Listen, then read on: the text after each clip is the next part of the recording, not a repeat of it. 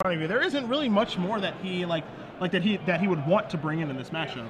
Right, and it's even like, even if you just want to have cantrips in your sideboard to like get your dead cards out, if you want just like a card you can always bring in, Thought Scour actually seems pretty nice for Beck because he has Trading Post and Buried Ruin, so it's just like another way of getting kind of your graveyard juiced. Sure.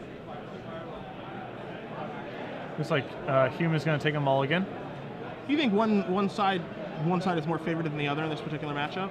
I'd much rather you want to be on. I'd rather much be on like Beck's side because his deck is just much more engine-y and can go over the top of Hume's deck.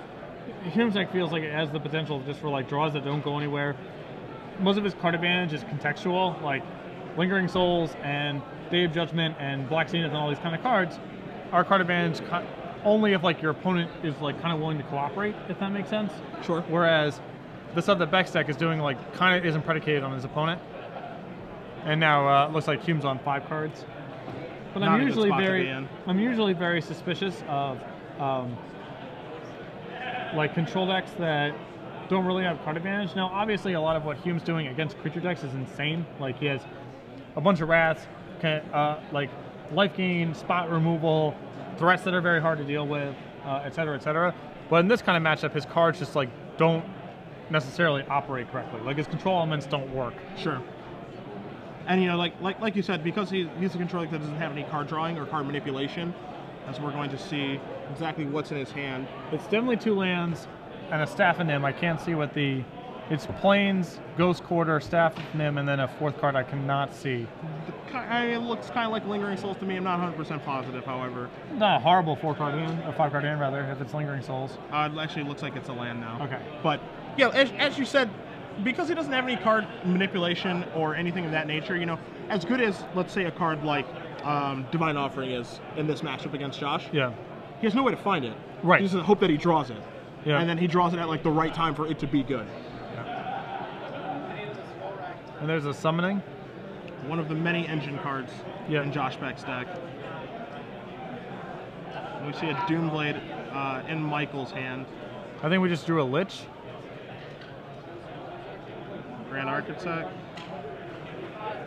Solemn.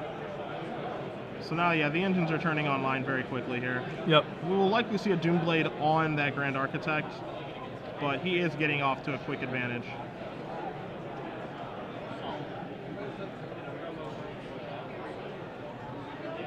And away it goes. Yeah, and this is why like most control decks are blue-based with at least like Ponders and those kind of cards for selection purposes.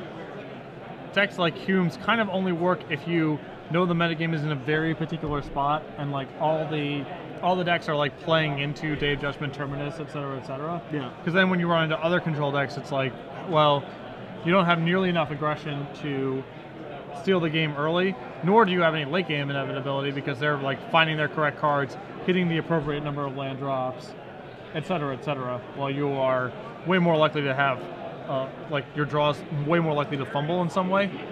I mean, what you guys have seen here, Michael cast a Lingering Souls, Josh attacked with his 1/1 Solemn Simulacrum, and Michael has chosen to chump block, well, not even chump block, but trade, which is going to net Josh a card off the Solemn Simulacrum, Worm Coil Engine in main phase 2, plus passing the turn back to Michael.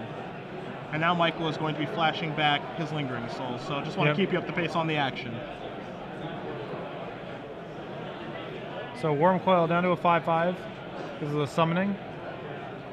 And that's a Staff of Nim. Also totally awesome here. That's an attack for 5. Pretty good against the Lingering Souls deck. Not bad at all against the Lingering Souls deck. And I mean, another card a turn can't hurt either. Right.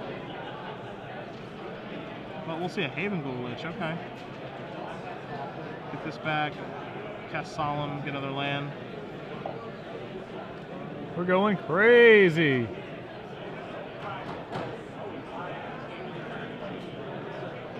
Just another engine within engines.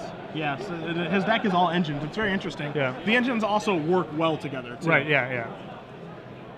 All these things play well with one another. So Josh is, it appears that we are on turn 2 of extra time. And, oof. We might be in turn. We might be in store. Excuse me, for a draw then. Yeah, it looks very likely. But that terminus just turned everything around. Yep. He might have had some chance of punking him out here in turns, but yeah, not with terminus resolving it. I mean, as we're on turn, I believe it's turn 2. Yes. I think we're on turn 4 now. Okay. The body language from the way that Josh passed that turn makes me feel like it's going to be a draw. Yeah, it was one of those like, yeah, I've got you, but I don't have enough time. Yeah. Like, I would definitely win because like my deck is just set up to beat your kind of deck. Yeah. But I don't have enough time to actually do it.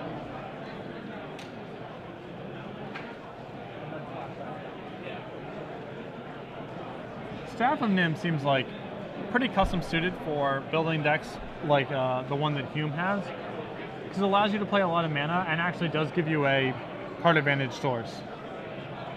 So yeah, we had a draw there. It looked like it was going well for Beck, although the fact that Hume had staff in his hand meant that like he actually might have been able to keep up.